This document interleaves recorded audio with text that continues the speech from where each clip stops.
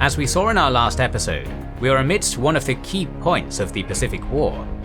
With the disastrous defeat on the bloody slopes of Edson's Ridge, the Japanese High Command started to comprehend that they were losing the initiative against the tenacious and resilient American forces in the Pacific.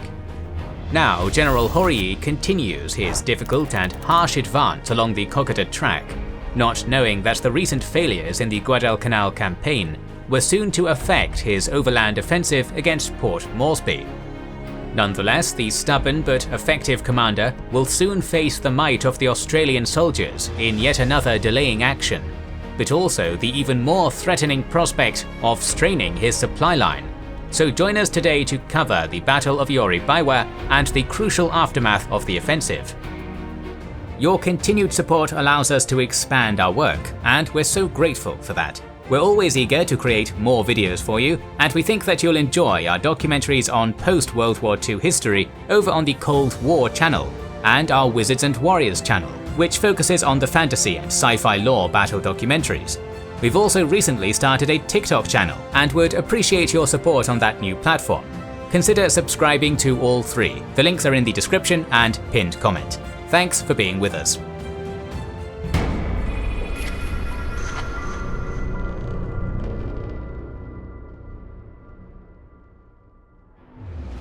As we last saw in the series, the situation on the Kokoda Track was very grim for both the Japanese and for the Australians. General Horii's South Seas detachment had successfully defeated the defenders at Isurava, Iora and Ifogi, but the engagements had been very bloody, leaving the Japanese with a large number of casualties, and delaying their advance for more time than Horii could afford. This is because the invaders were facing a dire situation in regards to the supply problem. Air attacks on the track and the desertion of native carriers strained Horii's supply line and brought it ever closer to a complete collapse, so the Japanese soldiers were starving, supplementing their dwindling rations with raids on village gardens along the road, and with the supplies that the Australians left behind as they retreated southwards. Horii also had orders to stop his advance on the southern slopes of the Owen Stanley Range, both because of the supply dilemma and because the Japanese High Command was worried about the recent defeats on Guadalcanal, a theatre which they were beginning to prioritise. Yet the relentless commander of the South Seas Detachment decided to press on south towards Port Moresby, driven by his desire to exert vengeance on the stubborn enemy, and thus avoid the disgrace of defeat. Port Moresby also meant food and shelter for his men, an end to the supply problem that had plagued his offensive from the beginning. With his forward units already in hot pursuit of the retreating enemy forces, Horii was now preparing to resume his advance towards Port Moresby, not knowing that he was reaching the end of the line.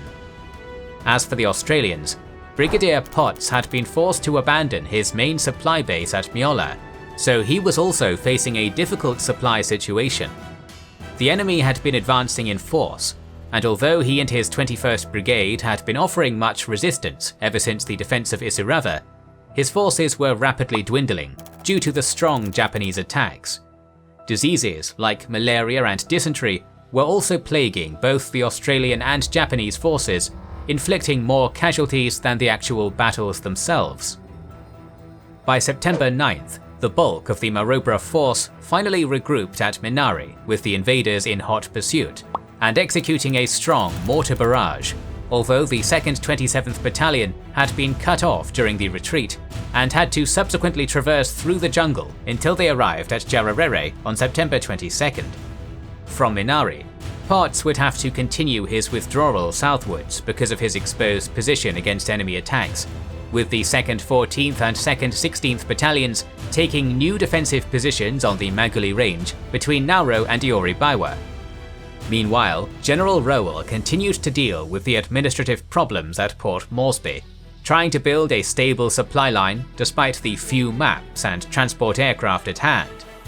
With the enemy slowly but surely advancing along the Kokoda Track, Rowell's small but experienced staff was beginning to comprehend how enormous their task of defending New Guinea was. To add to all his problems, General MacArthur requested from Brisbane to be informed with a ball-to-ball description of the situation. Yet Rowell opposed this, and he instead sent only factual information at stated times. Without knowing exactly what was happening, but seeing that the Japanese advance still continued, General MacArthur started to doubt the capabilities of Rowell and of Marlborough Force, planning to replace both of them as soon as possible. On September 10th, Rowell also decided to recall Potts because of the disaster at Brigade Hill, appointing Brigadier Porter to again take command of Marlborough Force. The Australians then continued their withdrawal towards the higher ground at Ioribaiwa, with the Japanese still close behind them. While the 2nd 16th prepared an ambush, the 2nd 14th was holding off a strong Japanese attack coming from 3 sides at the Maguli Range. Suffering many casualties, the defenders eventually withdrew, and their pursuers found in the Offie Creek some scattered supplies left behind by the Australians. But it was a trap, and as the Japanese desperately fell onto the rations, they were fired upon from several directions and had to retreat.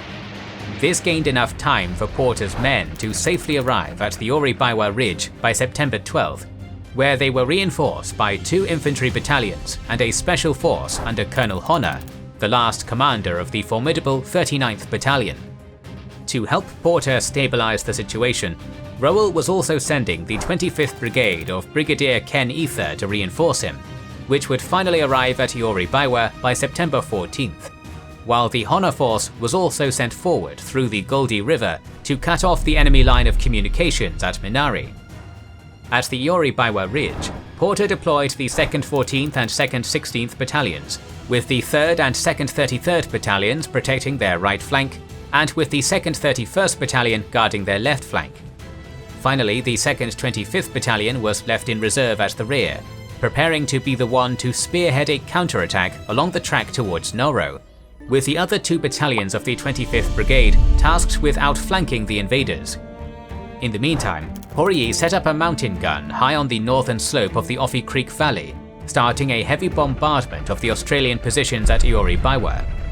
On September 14th, the South Seas Detachment began its first charges against the enemy, with the 3rd Battalion of Colonel Kawada attacking the main position at Ioribaiwa, and the 2nd Battalion of Major Horii attempting a flanking move towards the west.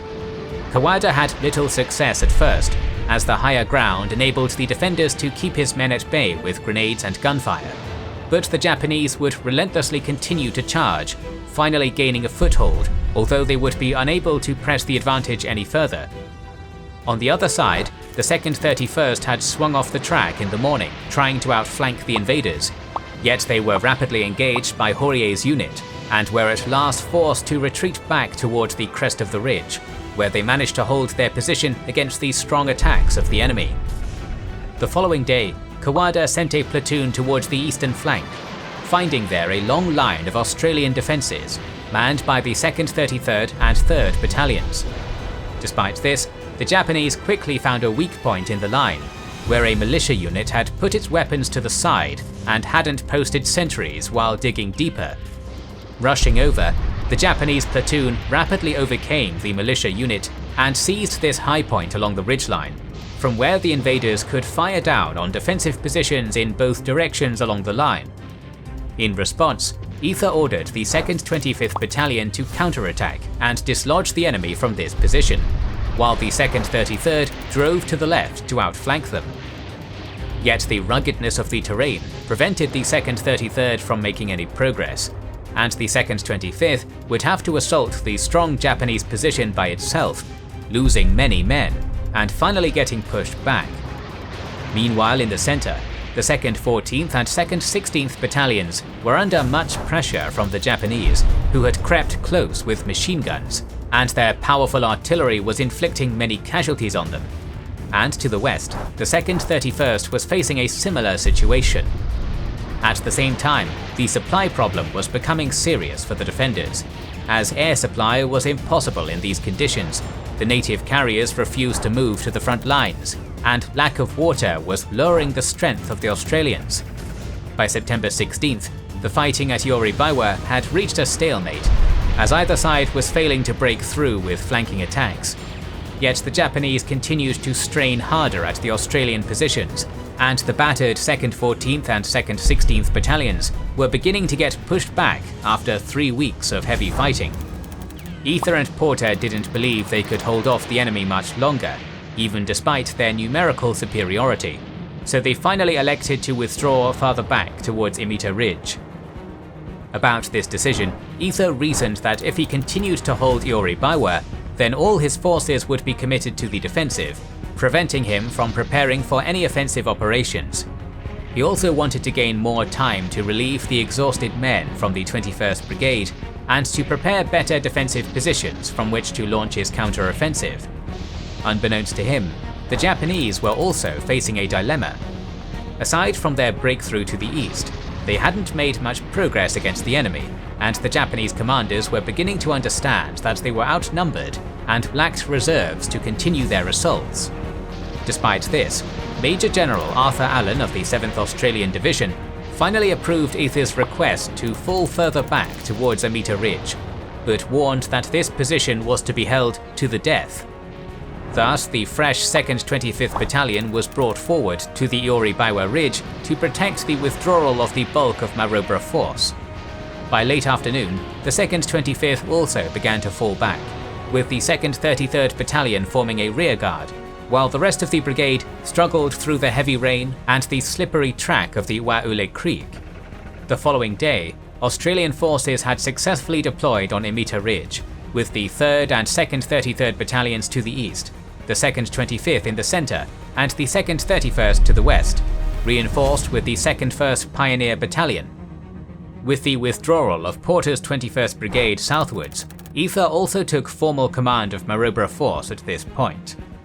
In the meantime, the Honor Force was carrying out a difficult journey through the muddy tracks and dense jungle, and by September 19th, they would arrive at the vicinity of Amaramara.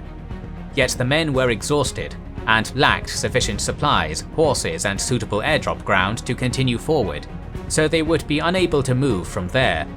Honor was told not to go beyond the limits of the rations he was given. For the Japanese, however, the victory had been surprising, and they knew now that behind Imita stood Port Moresby, the objective and obsession of their invasion. In that regard, the officers were readying their men for a final desperate charge toward Port Moresby. Yet back on September 14th, worried about the supply problem, and fearing that with the recent defeats on Guadalcanal, the Americans might take the initiative to invade Buna, the Japanese High Command had decided to cancel the Port Moresby offensive and to reassemble the South Seas Detachment north of the Owen Stanleys in protection of Buna.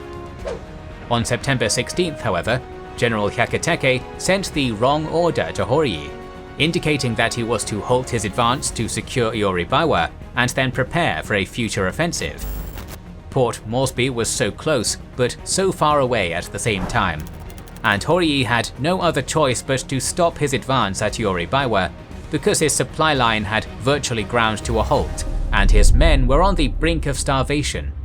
His troops on the ridge, meanwhile, dug their distinctive foxholes and trenches and then started to send patrols forward. For the next couple of days, there would be only small-scale actions, and the Australians would finally solidify their position at Imita. With the strength of his men ebbing for lack of food, and with discipline getting harder to maintain, Horii would have to appeal to their military pride with encouraging speeches so as to maintain their fighting spirit.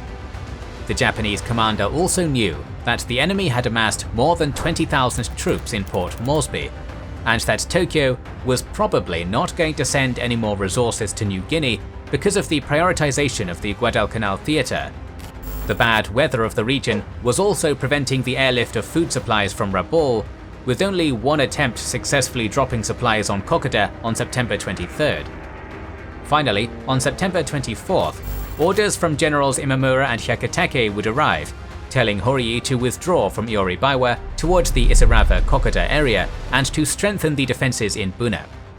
Horii was adamant not to carry out these orders, after all the blood that had been shed to get them there, but after getting a signal by the Emperor himself, he had to crushingly prepare for his withdrawal. At the same time, General MacArthur was very angry about Raoul's decision to not constantly inform him about the situation in New Guinea, and he was concerned about what he perceived as a lack of efficiency by Australian forces. Thus he decided to send General Blamey to take personal command of the New Guinea force, and he also wanted to send US forces to Port Moresby to offer more resistance against the Japanese advance. General Rohl would be allowed to keep command of the First Corps, but he took this situation very badly, stating that Blamey came to New Guinea when the tide was on the turn, and that he would be recognized for it without actually having done anything. A very strained situation then continued between the two men, and on September 28th, Blamey would finally relieve Rohl from his command because of his non-cooperative attitude, replacing him with Lieutenant General Edmund Herring. In response to the Japanese passivity, Ether had also sent forward the 2nd 25th Battalion with caution along the track, successfully gaining some ground by September 25th to start an artillery bombardment of the Japanese positions. The Australians then began to move forward in preparation for an offensive against Ioribaiwa, but on September 26th, Horii finally began his withdrawal. The South Seas detachment had never retreated before, and Horii had no protocol for retreat, so he had to devise an ad hoc plan to meet the circumstances, planning to execute a fighting withdrawal like the one the enemy had been carrying out along the Kokoda Track. On September 28th, Ether's attacks against Ioribaiwa then began as planned, but they found there no opposition at all, and also much equipment left behind by the retreating invaders. After so many gruesome delaying actions, after the loss of so many courageous men who sacrificed their lives to gain time, a minute, an hour, a day, the task was at last complete. Yet the men knew that much fighting still lay ahead of them, but the threat to Port Moresby had at last been removed. With the Japanese withdrawal, the Australians had suffered their true baptism of fire in the Pacific War. Now it was finally time for the counterattack, although we'll have to wait a couple of weeks for that. Next week, however, we'll return to Guadalcanal to cover the direct aftermath of the Battle of the Bloody Ridge, including the naval action in this period, the efforts to reinforce from both sides, and the actions carried out along the Manticore. To see it, don't forget to subscribe and press the bell button. Please consider liking, commenting and sharing, it helps immensely. Our videos would be impossible without our kind patrons and YouTube channel members, whose ranks you can join via the links in the description to know our schedule, get early access to our videos, access our Discord, and much more. This is the Kings and Generals channel, and we will catch you on the next one.